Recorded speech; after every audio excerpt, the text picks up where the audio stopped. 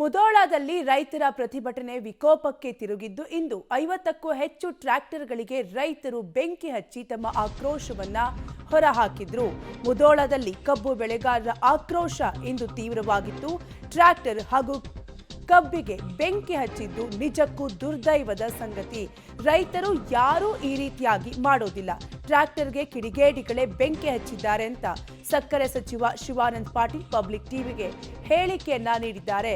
ಇವತ್ತು ಮುಧೋಳದಲ್ಲಿ ರೈತರ ಪ್ರತಿಭಟನೆ ವಿಕೋಪಕ್ಕೆ ತಿರುಗಿದ್ದು ಸುಮಾರು 50ಕ್ಕೂ ಹೆಚ್ಚು ಟ್ರ್ಯಾಕ್ಟರ್ಗಳಿಗೆ ಜೊತೆಗೆ ಕಬ್ಬಿಗೂ ಕೂಡ ಬೆಂಕಿಯನ್ನ ಹಚ್ಚಿದ್ರು. ಈ ವಿಚಾರಕ್ಕೆ ಸಂಬಂಧಪಟ್ಟಂತೆ ಸಕ್ಕರೆ ಸಚಿವ ಶಿವಾನಂದ ಪಾಟೀಲ್ ಪಬ್ಲಿಕ್ ಟಿವಿಗೆ ಪ್ರತಿಕ್ರಿಯೆಯನ್ನ ನೀಡಿದ್ದಾರೆ. ಟ್ರ್ಯಾಕ್ಟರ್ ಹಾಗೂ ಕಬ್ಬಿಗೆ ಬೆಂಕಿ ಹಚ್ಚಿದ್ದು ದುರ್ದೈವದ ಸಂಗತಿ. ರೈತರು ಯಾರೂ ಕೂಡ ಈ ರೀತಿಯಾಗಿ ಮಾಡೋದಿಲ್ಲ. ಟ್ರ್ಯಾಕ್ಟರ್ಗೆ ಕಿಡಿಗೇಡಿಗಳೇ ಬೆಂಕಿ ಹಚ್ಚಿದ್ದಾರೆ ಅಂತ ಸಕ್ಕರೆ ಸಚಿವ ಶಿವಾನಂದ ಪಾಟೀಲ್ ಪಬ್ಲಿಕ್ ಟಿವಿಗೆ ಹೇಳಿಕೆ ನೀಡಿದ್ದಾರೆ. ಬಾಗಲಕೋಟೆ ಜಿಲ್ಲೆಯಲ್ಲಿ ಕಬ್ಬು ಬೆಳೆಗಾರ ರೈತರು ಏನಿದ್ದಾರೆ ಅವರ ಹೋರಾಟ ಒಂದಷ್ಟು ತೀವ್ರ ಗತಿಯ ಒಂದು ಪರಿಣಾಮವನ್ನು ಪಡೆದುಕೊಂಡಿದೆ. ಈ ಬಗ್ಗೆ ಮಾತಾಡಲಿಕ್ಕೆ ಮಾನ್ಯ ಸಕ್ಕರೆ ಸಚಿವರು ಶಿವಾನಂದ ಪಾಟೀಲ್ ಅವರು ನಮ್ಮ ಜೊತೆ ಇದ್ದಾರೆ. ಅವ್ರನ್ನ ಮಾತಾಡ್ಸೋಣ. ಸರ್, ಪ್ರಾಥಮಿಕವಾಗಿ ಕಬ್ಬಿಗೆ ರೈತರೇ ಬೆಂಕಿಯನ್ನು ಹಚ್ಚೋದಕ್ಕೆ ಅವರ ಟ್ರ್ಯಾಕ್ಟರ್ಗಳಿಗೆ ಬೆಂಕಿಯನ್ನು ಹಚ್ಕೊಳ್ತಾರೆ ಅಂತ ಹೇಳಿದ್ರೆ ಅದಕ್ಕೆ ಪ್ರಮುಖ ಕಾರಣ ಏನು ಅಂತೇಳಿ? ಇಲ್ಲ, ನನಗೂ ಇದೊಂದು ಆಶ್ಚರ್ಯಕರ ಘಟನೆ. ಯಾಕೆಂದರೆ ರೈತರ ಹೋರಾಟ ಸರ್ಕಾರದ ಜೊತೆ ಇರಬೇಕು ಅಥವಾ ಸರ್ಕಾರದ ಪ್ರತಿನಿಧಿಗಳ ಜೊತೆ ಇರಬೇಕು. ಅದು ರಾಜ್ಯನೇ ಇರಲಿ, ಕೇಂದ್ರನೇ ಇರಲಿ, ಅಲ್ಲಿ ಅವ್ರ ನೋವನ್ನು ತೋಡ್ಕೋಬೇಕು. ಆದರೆ ದುರ್ದೈವಶ ಇವತ್ತಿನ ಘಟನೆ ದುರಾದೃಷ್ಟಕರ. ಯಾಕೆಂದರೆ ರೈತ ಬೆಳೆದಂಥ ಬೆಳೆಗೆ ಉರಿಯಸ್ತಾನಂದರೆ ಇದು ದೇಶದಲ್ಲಿ ನಾನು ಎಲ್ಲಿ ನೋಡದೇ ಇರತಕ್ಕಂಥ ಘಟನೆ ಇವತ್ತು ಮುಧೋಳದಲ್ಲಿ ಅಂದರೆ ಸಮೀರ್ವಾಡಿ ಕಾರ್ಖಾನೆ ಆವರಣದಲ್ಲಿ ನೋಡಿದ್ದು ಭಾಳ ವಿಷಾದಕರ ಅನ್ನಿಸ್ತದೆ ನನಗೆ. ಕಬ್ಬಿಗಷ್ಟೇ ಅಲ್ಲದೆ ಅವರ ವೈಯಕ್ತಿಕ ಟ್ರ್ಯಾಕ್ಟರ್ಗಳಿಗೂ ಕೂಡ ಇವತ್ತು ಹಾನಿ ಮಾಡಿದ್ದಾರೆ, ಉರಿ ಹಚ್ಚಿದ್ದಾರೆ. ಇದು ನಾನು ಯಾವುದೇ ರೈತ ಕುಲದಿಂದ ಹುಟ್ಟಿರ್ತಕ್ಕಂಥ ರೈತರಿಂದ ಇದನ್ನು ನಾನು ನಿರೀಕ್ಷೆ ಮಾಡೋದಿಲ್ಲ. ಇದು ಯಾರೋ ಕಿಡಿಗೇಡಿಗಳ ಕೃತ್ಯ ಅಂತ ಹೇಳಿ ನನಗೆ ಭಾವಿಸ್ತಾ ಇದೆ. ನಾನು ಈಗ ರಾಜ್ಯ ಸರ್ಕಾರ FRPಯನ್ನು 3,300 ರೂಪಾಯಿಗೆ ನಿಗದಿ ಮಾಡಿದ್ರಿ. ಅದಾದ ಬಳಿಕ ಈಗ ಮತ್ತೆ ಮುಧೋಳದಲ್ಲಿ ತಮ್ಮ ಜಿಲ್ಲೆಯಲ್ಲಿ ಯಾಕೆ ಈ ಒಂದು ಕಾರಣಕ್ಕಾಗಿ ರೈತರು ಅದು ಕೂಡ ತಮ್ಮದೇ ಟ್ರ್ಯಾಕ್ಟರ್ಗಳಿಗೆ ಬೆಂಕಿಯನ್ನು ಹಚ್ತಾರೆ ಅಂತ ಹೇಳಿದ್ರೆ ಅವರ ಆಕ್ರೋಶ ಎಷ್ಟಿರಬೇಕು? ಅವ್ರು ಕೇಳ್ತಿರುವಂತಹದ್ದು 3,500 ರೂಪಾಯಿ. ಅದಕ್ಕೆ ಈ ರಾಜ್ಯ ಸರ್ಕಾರ ಇರ್ಬೋದು ಅಥವಾ ಜಿಲ್ಲಾಡಳಿತ ಮತ್ತು ಈ ಸಕ್ಕರೆ ಕಾರ್ಖಾನೆಯ ಮಾಲೀಕರೇನಿದ್ದಾರೆ ಇವರ ಅಸಹಕಾರ, ಇವರು ಒಪ್ತಿಲ್ಲ ಅನ್ನೋ ಮಟ್ಟಿಗೆ ಒಂದಷ್ಟು ಆಕ್ರೋಶ ಕಟ್ಟೆ ಹೊಡೆದಿದೆ ಅಂತೇಳಿ.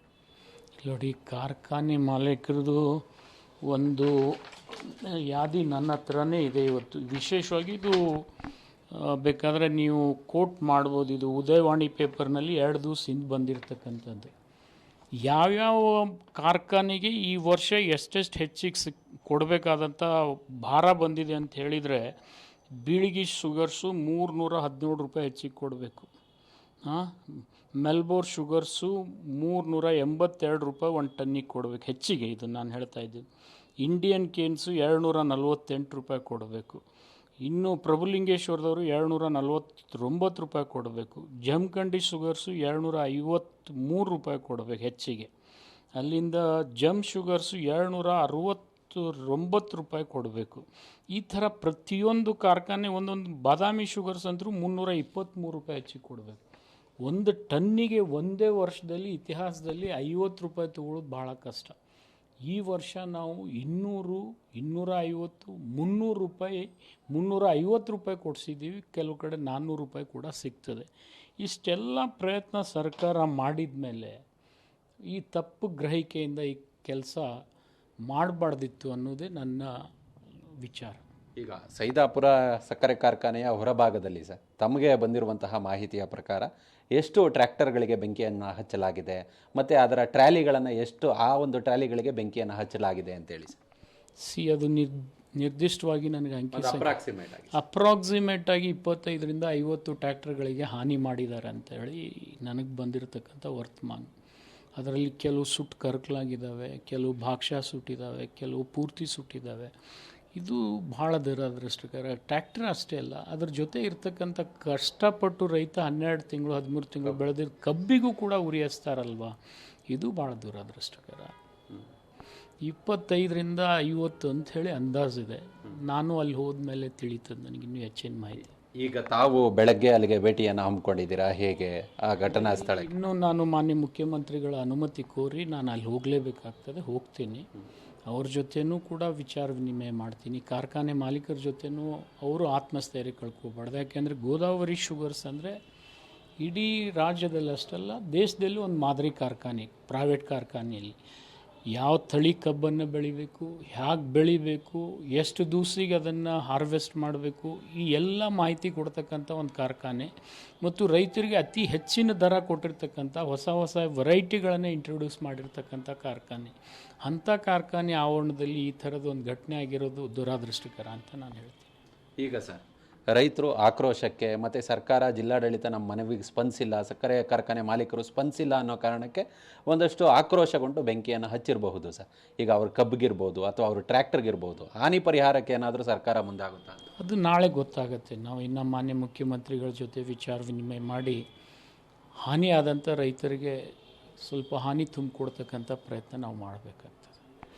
ಈಗ ಸರ್, ರಾಜ್ಯ ಸರ್ಕಾರ ಈ ಹಿಂದೆ ಏನೊಂದಷ್ಟು ಮೀಟಿಂಗ್ಗಳನ್ನು ಮಾಡಿತ್ತು, ಕಬ್ಬು ರೈತರು ಯಾರಿದ್ರು ಅವ್ರ ಜೊತೆ ಇರ್ಬೋದು, ರೈತ ಮುಖಂಡರುಗಳ ಜೊತೆ ಮಾತುಕತೆಯನ್ನು ನಡೆಸಿ 3,300 ರೂಪಾಯಿಗೆ FRP ಅನ್ನು ನಿಗದಿ ಮಾಡಿದ್ರಿ.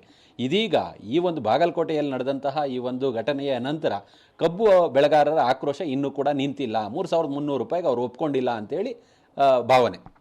ಒಪ್ಕೊಳ್ದೇ ಇದ್ದರೆ 100 ಟ್ರ್ಯಾಕ್ಟರ್ ಸೈದಾಪುರ ಕಾರ್ಖಾನೆಯಲ್ಲಿ ಹೋಗ್ತಿದ್ವಾ? 100 ಟ್ರ್ಯಾಕ್ಟರ್ ಹೋಗಿದ್ದಾವೆ. ಇವತ್ತೇ ಬೆಳಿಗ್ಗೆ ಅವ್ರ ಜೊತೆ ಒಪ್ಪಂದ ಆಗಿದೆ, ಇವತ್ತೇ ಬೆಳಿಗ್ಗೆ ನಿರ್ಣಯ ಆಗಿದೆ.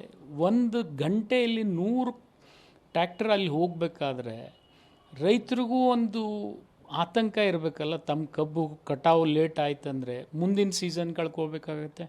ಆ ಸೀಸನ್ ಜೊತೆಗೆ ಬಂದಿರತಕ್ಕಂಥ ಈ ಹಾರ್ವೆಸ್ಟ್ ಮಾಡ್ತಕ್ಕಂಥ ಗ್ಯಾಂಗ್ಗಳು ಹೆಚ್ಚಿನ ಶೋಷಣೆ ಕೂಡ ಮಾಡ್ತವೆ. ಬಿಸಿಲಾದಂಗೆ ಅವ್ರಿಗೆ ಹೆಚ್ಚಿಗೆ ಹಣ ಕೊಟ್ಟು ಕಳಿಸುವಂಥ ಸ್ಥಿತಿ ಬರುತ್ತದೆ. ಇದು ಕೂಡ ರೈತರಿಗೆ ಒಂದು ಆತಂಕನೇ. ಇದನ್ನೆಲ್ಲ ವಿಚಾರ ಮಾಡಿ ರೈತರು ಈ ಹೆಜ್ಜೆಯನ್ನೇ ಇಡಬೇಕಾಗಿತ್ತು. ಅದು ದುರ್ದೈವಶ ಇದು ಆಗಬಾರ್ದಾಗಿರ್ತಕ್ಕಂಥ ಘಟನೆ. ಇದಕ್ಕೆ ನಾನು ವಿಷಾದ ವ್ಯಕ್ತಪಡಿಸ್ತೇನೆ. ಈಗ ರೈತರು ಈ ಮಟ್ಟಿಗೆ